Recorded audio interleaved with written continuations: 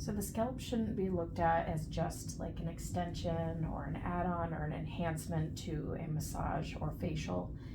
The scalp can hold just as much tension and be tight in fascia and limited in lymphatic movement as the face, the neck, and the body. So I do encourage everybody to work the scalp into their everyday massage or facial routine. And it can be done 100% with the hands, or you can bring in and utilize tools and oils if you'd like, because then the hair, the scalp health itself also gets a little benefit. But you can just do it with your two hands and nothing else as well. So let me just bring my table up to be the right level for me to work with. You don't want to feel like you're bending over too much to work on the scalp. I do like it a little closer to my center.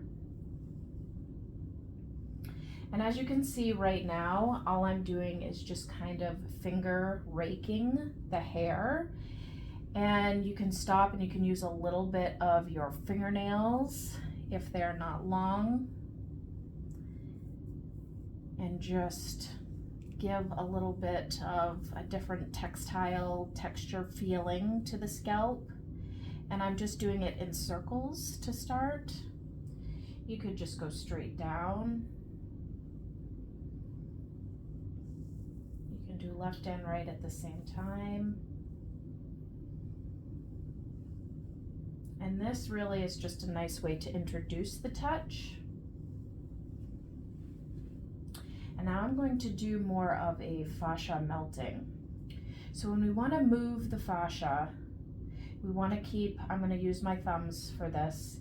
I want to keep my thumbs in one position and I want to move the tissue back and forth over the skull, right? So I'm not sliding my thumbs. I'm keeping my thumbs where the pressure point, the area that I want to move and melt that fascia. And I'm pressing down to move the tissue and stretch the tissue. And I'm going to go up and down and then back to neutral. And then I'm going to step down about an inch and do the same thing. Just enough pressure where it's a nice compression and that I can move the scalp freely. And she has really great movement in her fascia. You will notice sometimes that it's almost like the scalp and the ability to move the hair around is really limited, and that's when you know somebody needs extra attention in the scalp to really break down that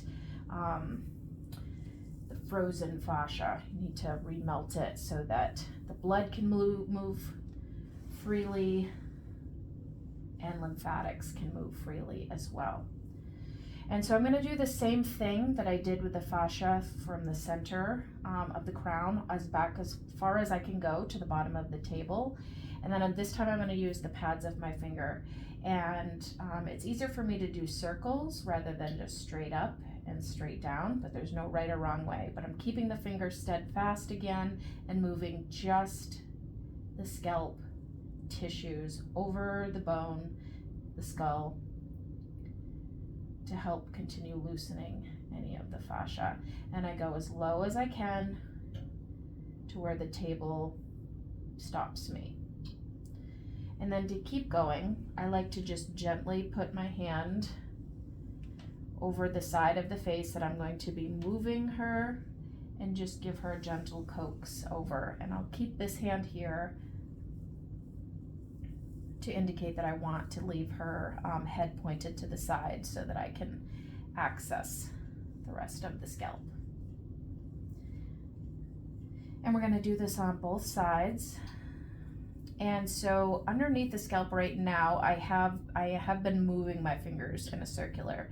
So I want to start like that again, just to introduce that touch. Do that a couple of times and then stop where I want to and do some fascia movement again. And then I will transition back to the neutral position. Of course, I want to reflect everything on the opposite side.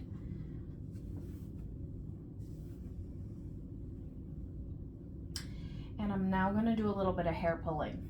And the trick behind hair pulling is making sure that you stay away from the outer edge of the hair and more in the bulk center of where all the hair follicles are coming from. So I like to rake back and forth until I get a good amount in my fingers like this. And then I grab in a fist and I give it a little pull and shake at the same time. You can watch her head move as I'm going to do that a couple of times, as low as I can go. And I keep raking until I feel like I have a good grip of hair. And the trick is to make sure you don't feel any small hairs that could have gone around the fingers.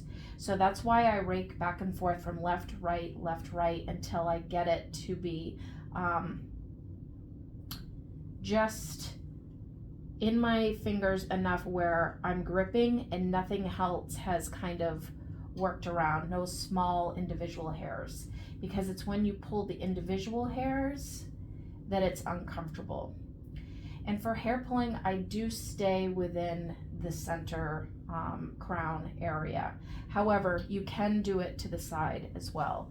So I would kind of move her to the side, but I'm going to stay away from pulling the hairs that are around the edge of the face that are framing. And I'm going to, again, comb until I feel like no small hairs are in between my fingers. But when I just pulled this area, I can kind of see how this is pulling up. So I'm going to do this again. And this constant raking back and forth just feels to them like it's part of the scalp massage, and it doesn't, they don't know that what you're trying to do is find the right grip of hair that is not going to pull anything. So, and I want to make sure that I pull directly away from the scalp and not up, because if this is coming up, it's going to pull differently than straight out. So that's why I do mainly stay right here in the center. But again, coming to the side, we can just make sure we pull straight out. Now you see how her head came this way as well. So when you're in your treatment room, you're going to keep one hand here. And so this back and forth might look like this, then put the hand there to pull, or it might look like just one hand sweeping it a couple of times until you feel like you've got the right grip, and then you're going to pull.